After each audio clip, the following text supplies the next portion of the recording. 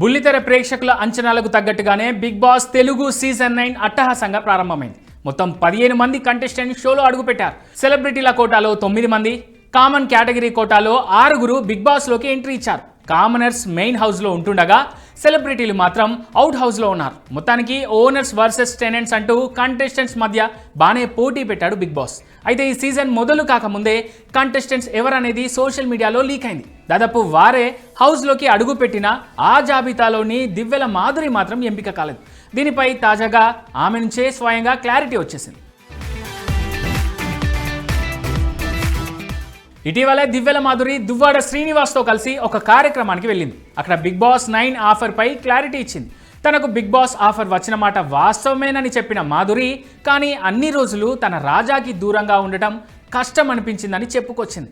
తాను దువ్వాడ శ్రీనివాస్ను విడిచి ఉండలేనంటూ, అందుకే బిగ్ బాస్ ఆఫర్ను రిజెక్ట్ చేసినట్టు, కుండ బద్దలు కొట్టినట్టు చెప్పేసింది. ఇక ఇదే విషయంపై దువ్వాడ శ్రీనివాస్ కూడా ఇటీవల ఓ సందర్భంలో స్పందించాడు.